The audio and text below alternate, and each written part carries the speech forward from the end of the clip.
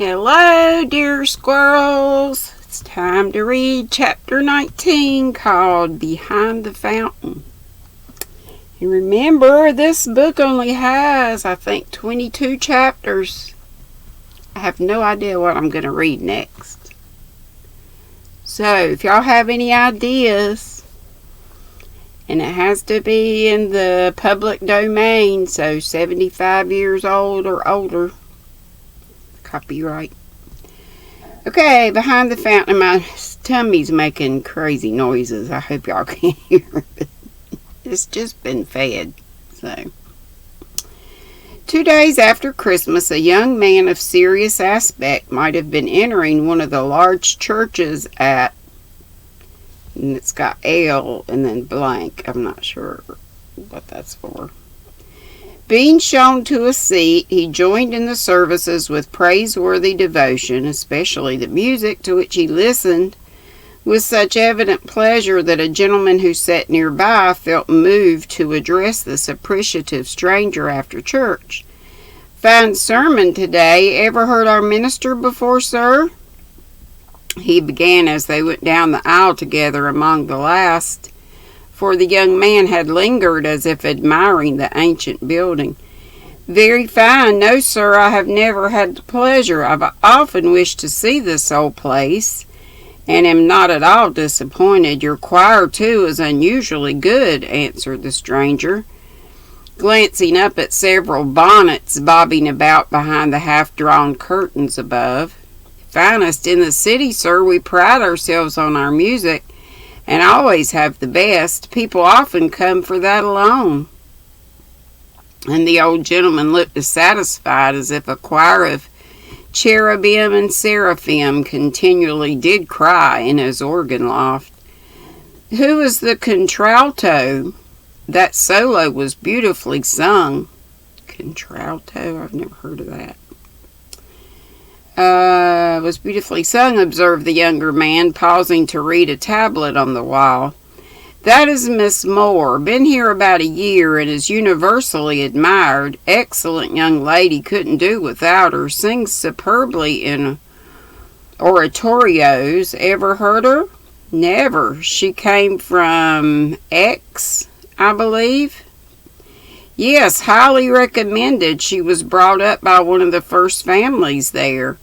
Campbell is the name. If you come from X," and it's just the letter X, "you doubtless know them." "I have met them. Good morning." And with bows the gentlemen parted. For at that instant the young man caught sight of a tall lady going down the church steps with a devout expression in her fine eyes and a prayer book in her hand. Hastening after her, the serious-minded young man accosted her just as she turned into the quiet street. "Phoebe!"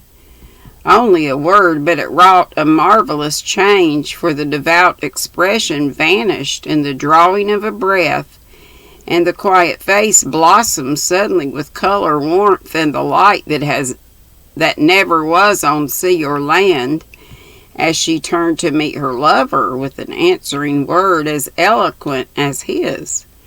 "Archie!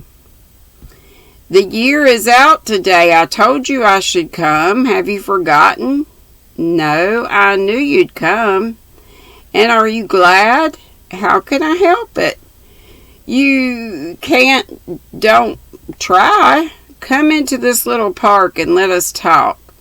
And drawing her hand through his arm, Archie led her into what to other eyes was a very dismal square with a boarded-up fountain in the middle, sodden grass plots, and dead leaves dancing in the wintry wind. But to them it was a summery paradise, and they walked to and fro in the pale sunshine, quite unconscious that they were the objects of interest to several ladies and gentlemen waiting anxiously for their dinner, or yawning over the dull books kept for Sunday reading. "Are you ready to come home now, Phoebe?" asked Archie tenderly as he looked at the downcast face beside him, and wondered why all women did not wear delightful little black velvet bonnets with one deep red flower against their hair. Not yet. I haven't done enough, began Phoebe, finding it very hard to keep the resolution made a year ago.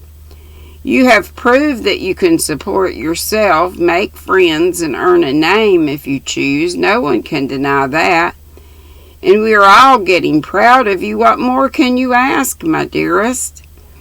I don't quite know, but I'm very ambitious. I want to be famous, to do something for you all, to make some sacrifice for Rose, and if I can, to have something to give up. For your sake, let me wait and work longer. I know I haven't earned my welcome yet, pleaded Phoebe so earnestly that her lover knew it would be in vain to try and turn her, so wisely contented himself with half, since he could not have the whole. Such a proud woman, yet I love you all the better for it, and understand your feeling. Rose made me see how it seems to you, and I don't wonder that you cannot forget the unkind things that were looked, if not said, by some of my amiable aunts. I'll try to be patient. On one condition, Phoebe. And what is that? You are to let me come sometimes while I wait, and wear this, lest you should forget me, he said, pulling a ring from his pocket and gently drawing a warm bare hand out of the muff where it lay hidden. Yes, Archie, but not here, not now, cried Phoebe, glancing about her as if suddenly aware that they were not alone. No one can see us here. I thought of that. Give me one happy minute after this long, long year of waiting, answered Archie, pausing just where the fountain hid them from all eyes, for there were houses only on one side. Phoebe submitted, and never did a plain gold ring slip more easily to its place than the one he put on in such a hurry that cold December day. Then one hand went back into the muff, red with the grasp he gave it, and the other to its old place on his arm with a confiding gesture as if it had a right there. Now I feel sure of you, said Archie as they went on again, and no one the wiser for that tender transaction behind the ugly pyramid of boards. Mac wrote me that you were much admired by your church people, and that certain wealthy bachelors evidently had designs on the retiring Miss Moore.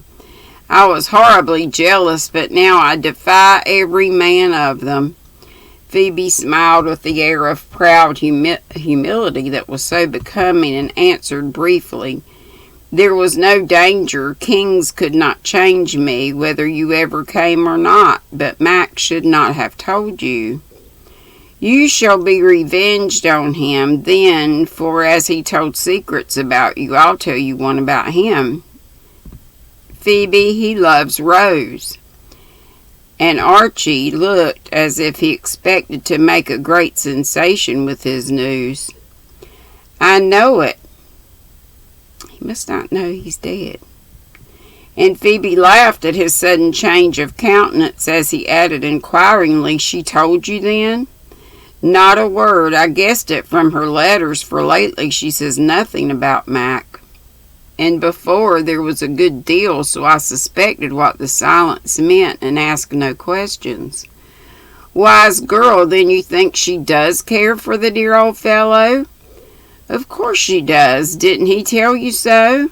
No, he only said when he went away, take care of my Rose, and I'll take care of your Phoebe, and not another thing could I get out of him, for I did ask questions. He stood by me like a hero and kept Aunt Jane from driving me stark mad with her advice. I don't forget that, and burned to lend him a hand somewhere, but he begged me to let him manage his wooing in his own way. And from what I see, I should say he knew how to do it, added Archie, finding it very delightful to gossip about love affairs with his sweetheart. Dear little mistress, how does she behave? Asked Phoebe, longing for news, but too grateful to ask at headquarters, remembering how generously Rose had tried to help her even by silence, the greatest sacrifice a woman can make at such interesting periods. Very sweet and shy and charming. I try not to watch, but upon my word I cannot help it sometimes. She's so cunning, as you girls say. When I carry her a letter from Mac, she tries so hard not to show how glad she is that I want to laugh and tell her all I know about it, but I look as sober as a judge and as stupid as an owl by daylight, and she enjoys... Oh, that's right, it's Mac now. What am I thinking? Sober as a judge and as stupid as an owl by daylight. She enjoys her letters in peace and thinks I'm so absorbed in my own passion that I'm blind to hers. But why did Mac come away? He says lectures brought him and he goes, but I'm sure something else is in his mind. He looks so happy at times. I don't see him very often, but when I do, I'm conscious that he isn't the Mac I left a year ago, said Phoebe, leading Archie away for inexorable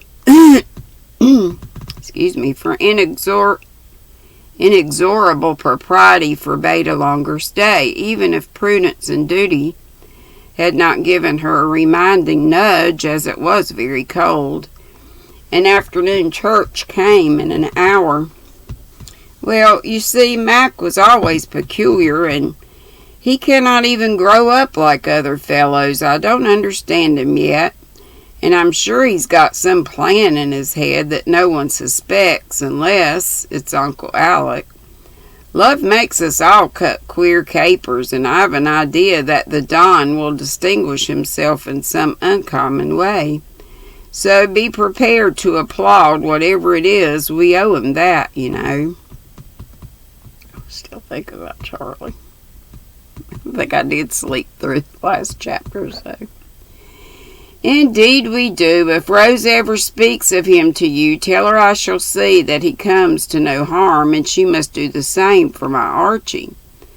That unusual demonstration of tenderness from reserved Phoebe very naturally turned the conversation into a more personal channel, and Archie devoted himself to building castles in the air so successfully that they passed the material mansion without either being aware of it. "Will you come in?" asked Phoebe when the mistake was rectified and she stood on her own steps looking down at her escort, who had discreetly released her before a pull at the bell caused 5 heads to pop up at 5 different windows. "No, thanks. I shall be at church this afternoon and the oratorio this evening. I must be off early in the morning, so let me make the most of precious time and come home with you tonight as I did before," answered Archie, making his best bow and quite sure of consent.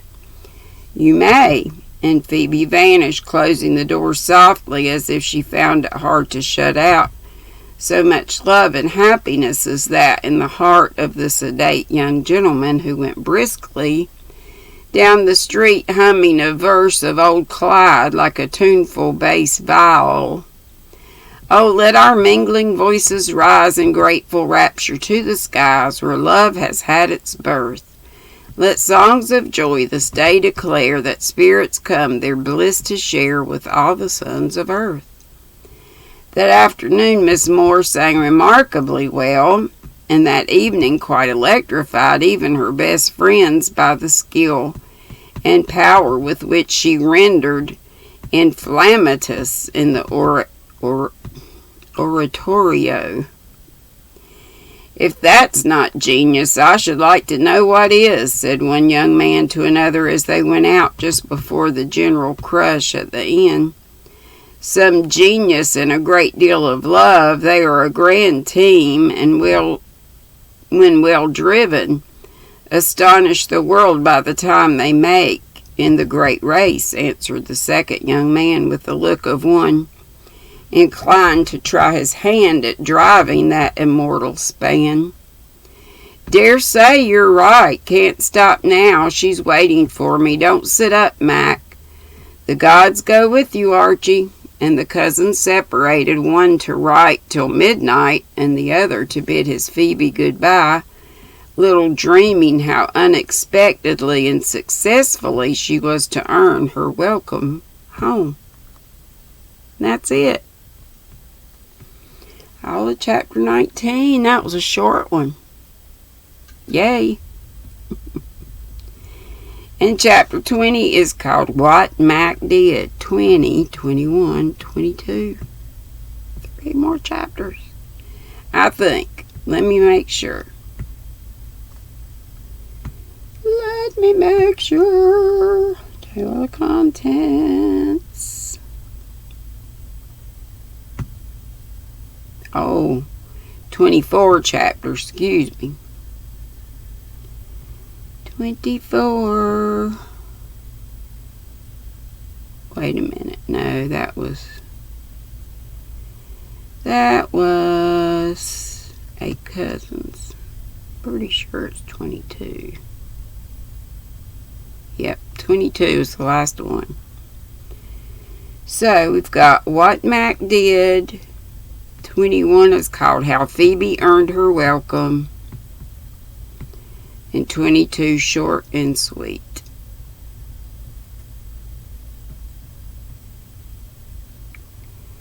Okie dokie. Have a good crafty night. And I hope to see you live at 5 tomorrow. And we'll see you later. Be sweet, don't be ugly. Bye-bye.